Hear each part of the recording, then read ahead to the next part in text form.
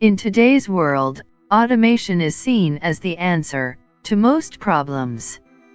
If it can be automated, it will be, sooner or later. But the question we may miss asking in those times is it affecting us? Does automation affect humans in ways other than what it is intended to be? Hello, and welcome to Mind Brunch. In today's episode, we will look to answering this question.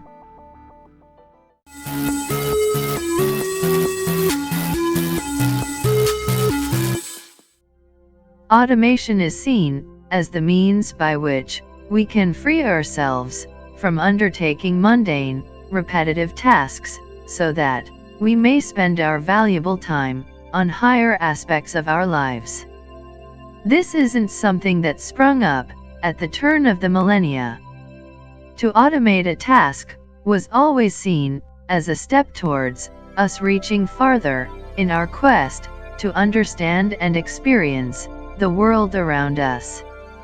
Alfred Whitehead, a British philosopher, opined in his book, An Introduction to Mathematics, that civilizations advance as the number of critical tasks that can be performed without the expenditure of thought increase.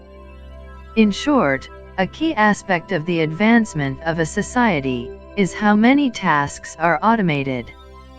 Although the context with which the philosopher states this is in the use of mathematical symbols, not a lot has differed in our outlook of automating, even a century after his book was published. Many thinkers, technologists, and intellectuals have stated the importance of automating tasks for the sole reason of relieving humans to enjoy their days in leisure, while the society, in general, reaps the fruits of automation. This utopia-like future is still promised to this day whenever we talk about something being automated. There was a time, not too long ago, when secretaries were thought of as entities who free managers of menial tasks, so the latter can work on more important stuff. The software has replaced that notion in most cases. Now, think of a computer. A machine that has revolutionized the way we work. But, upon observing critically, one can realize that there comes a point beyond which we, the users, are playing second fiddle to the computer.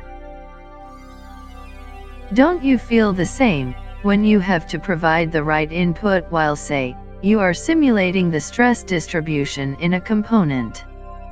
Wasn't the whole idea of automating tasks supposed to free us from chores, like calculating complex values? Sure, the software does most of the job. But is it allowing you to do any better? No, you'll wait for the simulation to complete, check the results with the input, or just take it for granted, and carry on with your work. In effect, we have swapped subtle and specialized talents to more routine ones, which don't even differ much from each other. Something that is developed to substitute human work also alters the very nature of how the task is completed, which includes the roles of people associated with the said task. This is called substitution myth, the belief that automating a task is a standalone aspect that does not affect anything outside of itself. In fact, researchers state that automation does not simply displace human activity, but rather modifies it regularly, in ways that are unintended and unanticipated by the designers. Upon our interaction with computers, we tend to fall under two fallacies, namely, automation complacency and automation bias. While we type our emails or a document, we tend to hammer on, while we are confident that, should we make a spelling mistake, the word processor will immediately communicate to us the same, like underlining the word in red. This is an example of automation complacency, when we befall into a false sense of security while employing automation. We trust the computer to do no wrong. Carrying this attitude forward to critical situations, like operating energy installations, or flight control, a sudden surge of information, due to an unforeseen emergency, throws things out of gear. The operator is now required to call the shots, with a lot at stake. And many times, they give in to pressure, and commit errors. Royal Majesty, an ocean liner, experienced a snag during its voyage in the Atlantic. The ship, during the following incident, that happened in 1995, was fitted with the best GPS system. Except, this system failed, and the crew continued on whatever path the GPS console showed. The trust in automation was such that the employee, who was tasked with calibrating the course, by using buoys installed along the route, also trusted the system, and didn't notify the captain, when the said buoys were not seen. Ultimately, the ship sailed 20 miles off the course, and hit a sandbar, costing the owner millions of dollars. Investigators stated that a direct consequence of automation was on the mariner, who, left with very less to do, also did not have an active participation in the operation of the ship. Back in the days, when the designs of buildings were hand-drafted, the attention to detail was vital. Every corner, dimension, cut and a column was measured, remeasured, and some more. Nowadays, however, a study showed that architects don't try often to check the plans that are software generated. Some respondents stated outright their appreciation at the expensive computer systems, and wondered how they can ever be more correct than those machines. In 2008, a double-decker bus slammed into a bridge which had less clearance than the height of the bus. And what was the reason given by the driver? He was too busy following the route on his GPS, and failed to notice the signs erected by the side of the road or the flashing lights. How is this possible? As a continuation of complacency, bias towards automation is observed all around us, including this crash. How can the GPS system lead you erroneously? And it gets only worse when we use software to make important decisions. Consider the case of radiologists, who use a computer program to scan X-rays and mark potentially problematic areas. The program throws up a small arrow, indicating the said areas in the digital image. While this feature has helped in some cases, it isn't the same as always. What if the areas indicated aren't cancerous, and the doctor wrongly diagnoses? Also, what about those times when the doctor is misled by the arrows, and fails to observe those regions in the X-ray that actually are suspicious, but aren't marked? The surprising aspect of all this is that experts are more susceptible to trusting a software. The bias towards computers may be an intrinsic part of the cognitive mechanism that responds to hints and distresses. In the case of the radiologists, the markers alter their vision, nudging them to focus on the former. Our complacency and bias when dealing with automation are due to our inability to pay attention. Complacency arises in situations when we are not required to, or are not interacting with our surroundings constantly.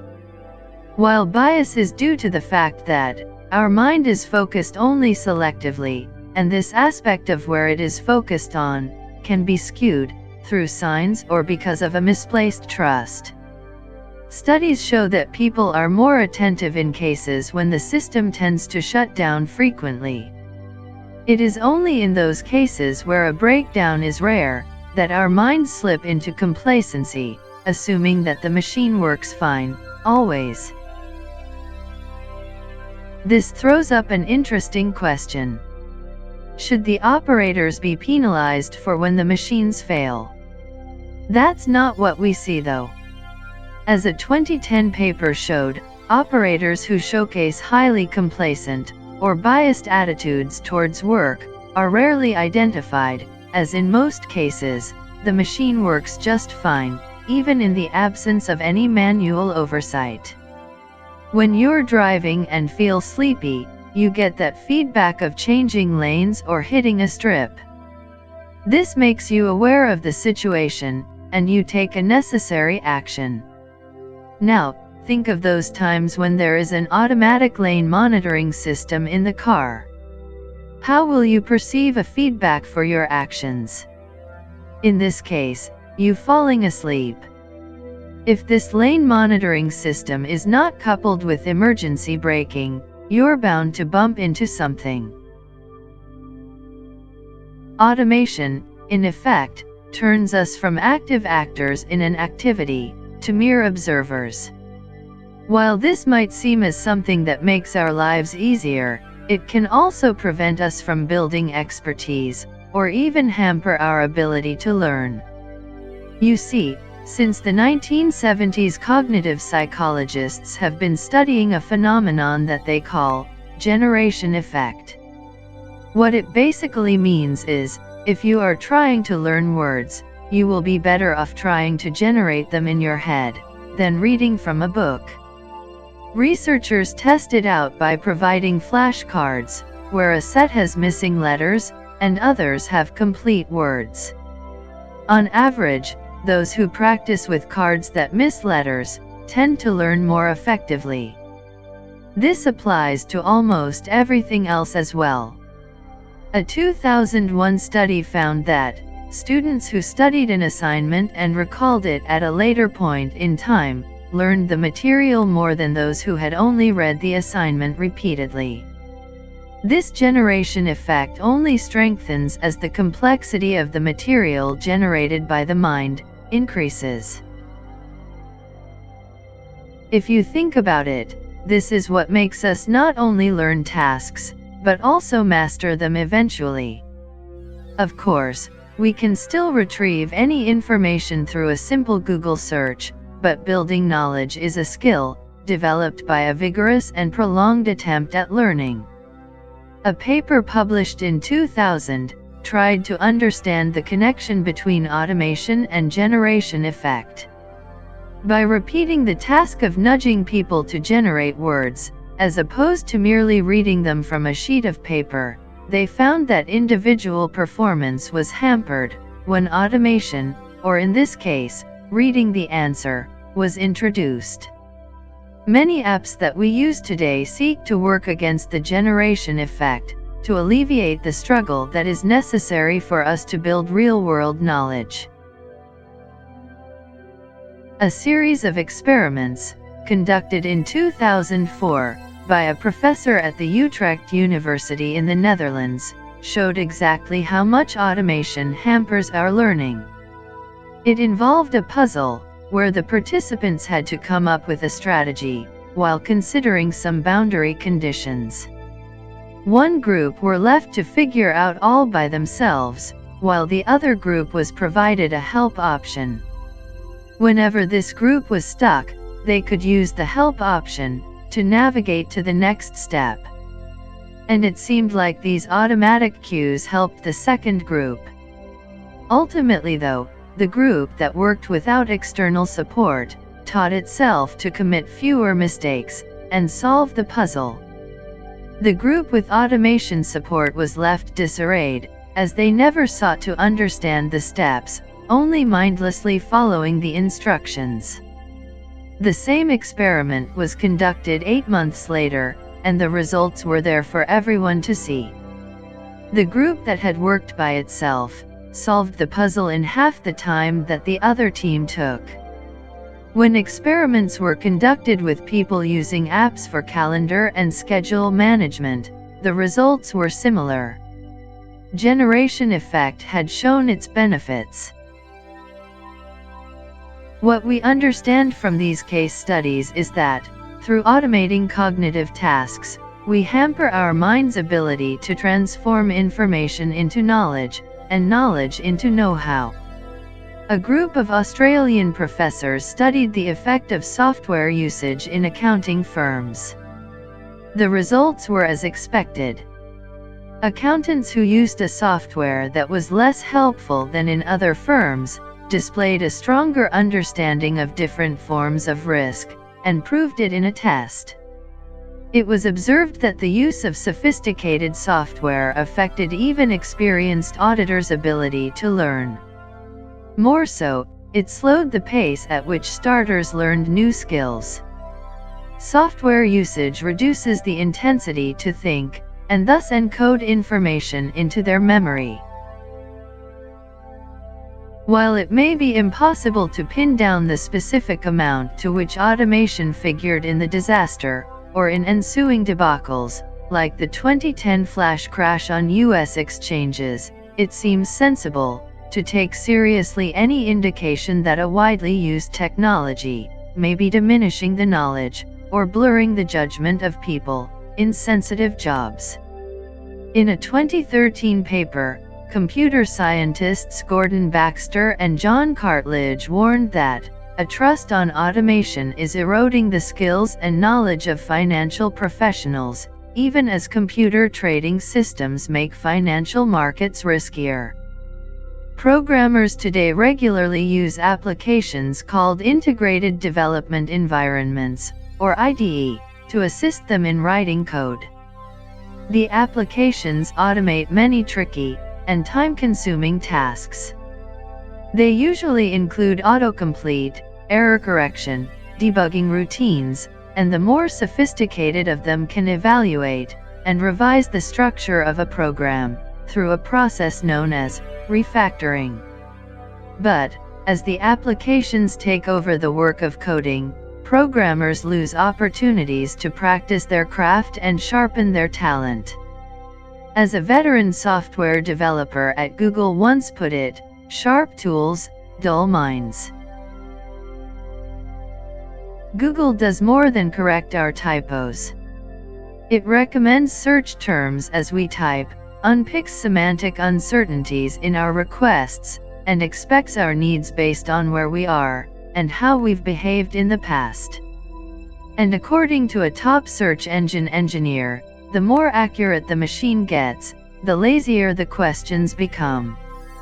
Since search engines are constantly available to us, we may often be in a state of not feeling the need to translate the information internally. Tools for recording and distributing information underpin civilization. But external storage and biological memory are not the same things. Knowledge involves more than looking stuff up. It requires the encoding of facts and experiences in personal memory. The brain's seemingly innate tendency to offload, or externalize, the work of remembering, makes us more efficient thinkers in some ways. But that same tendency can become compulsive when the automation of mental labor makes it too easy to avoid the work of remembering and understanding. This skill-building process, through which talent comes to be exercised without conscious thought, is called automatization. It involves deep and widespread adaptations in the brain. Certain brain cells, or neurons, become fine-tuned for the task at hand, and they work in concert, through the electrochemical connections provided by synapses.